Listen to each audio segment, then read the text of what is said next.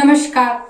सामान्य तौर पर हम क्या करते हैं कि घर की कोई भी चटाई ली और उसी में पूजा करने बैठ जाते हैं, लेकिन ये हमारी सबसे बड़ी गलती होती है क्योंकि शास्त्रों द्वारा हमारे पूजा पाठ के लिए कुछ विशेष प्रकार के आसन बताए जाते हैं और अगर हम इन आसनों का प्रयोग पूजा में नहीं करते हैं या फिर हम धरती में बैठ के पूजा करते हैं तो कहीं ना कहीं हमें बहुत से दुखों का सामना करना पड़ता है या फिर हमारी पूजा भी विफल होती है, पूजा भी पूरी तरह से सफल नहीं हो पाती है। लेकिन अब इस बात को सुनकर काफी सारे लोग ये कमेंट करेंगे कि मैं क्या फालतू की बकवास कर रही हूँ, भगवान तो केवल श्रद्धा स्वीकार करते हैं।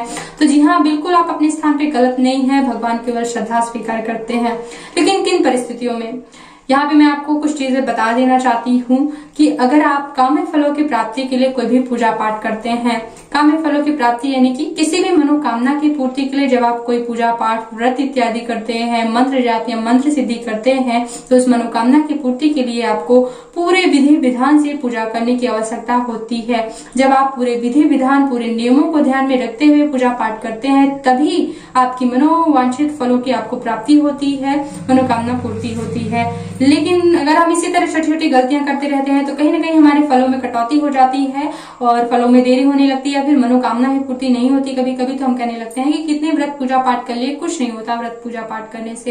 लेकिन मैं आपको बता दूं कि अगर आप निष्काम भाव से भगवान की पूजा करते हैं, भक्ति भाव से भगवान की पूजा करते हैं तो आपको किसी नियम को ध्यान में रखने की आवश्यकता नहीं होती है, क्योंकि भक्ति भाव से तो भगवान ने केले के छिलके भी स्वीकार किए हैं, भक्ति भाव से तो भगवान ने जूठे बेर भी स्वीकार किए हैं। तो अगर आप भक्ति भाव से पूजा करते हैं तब आपको भगवान बिना मांगे देते हैं और आपकी हर मनोकामना पूरी करते हैं, सारी दिक्कतें दूर करते हैं। लेकिन जब आप मांगना शुरू कर देते हैं तो मांगने के लिए उस मनोकामना के पीछे जो भी विधि विधान आपको शास्त्रों में वर्णित होते हैं वो पूरे आपको करने ही होते हैं, तभी आपको फलों की प्राप्ति होती है। तो आज के मेरे वीडियो का विषय कुछ और था, मैं किसी और विषय पे बात करने लगी। तो नमस्कार, मैं प्रियंका, मेरे चैनल में आप सभी का स्वागत है। और चलिए वीडियो शुरू करते हैं आसन के महत्व के बारे में।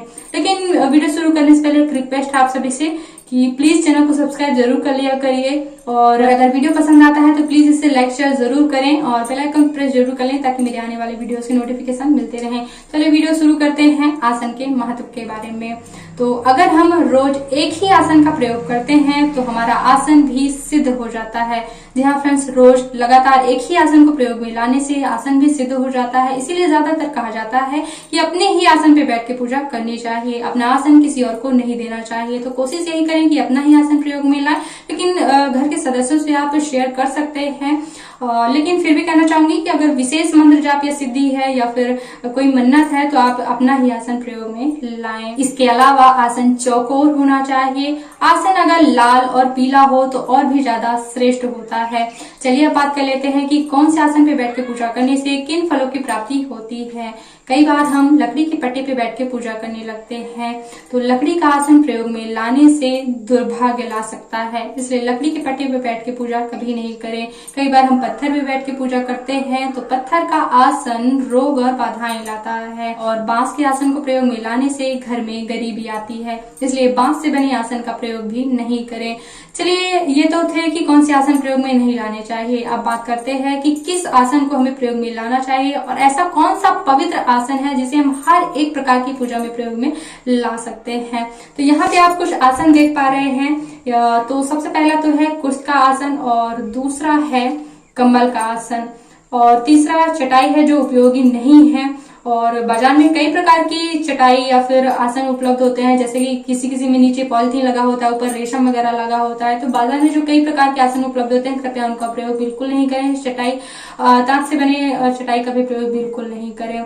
शास्त्रों द्वारा बताया गया अति श्रेष्ठ आसन होता है कुशा का आसन। आप स्क्रीन पे देख पा रहे होंगे, ये है कुशा का आसन। हालांकि बहुत ही शुद्ध कुशा का बना हुआ नहीं है, लेकिन बाजार में यही उपलब्ध होता है। आप इस आसन पे बैठ के भी पूजा कर सकते हैं, लेकिन बहुत ही शुद्ध कुशा का मिले तो और भी ज्यादा अच्छा है। आसन चौकोर हो और पीला हो तो और भी ज्यादा अच्छा है। ऐसा माना जाता है कि कुशा भगवान विष्णु के रोंगटों से उत्पन्न हुआ है, भगवान विष्णु के रोमों से उत्पन्न हुआ है, इसलिए कुशा बहुत ही ज्यादा पवित्र माना जाता है। इसलिए हर एक पूजा में बहुत ही ज्यादा पवित्र माना जाता है, हर एक पूजा में प्रयोग में ला सकते हैं।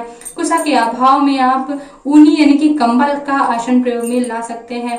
ऊनी आसन यानी कंबल का आसन भी अति श्रेष्ठ बताया गया है पूजा पाठ के लिए।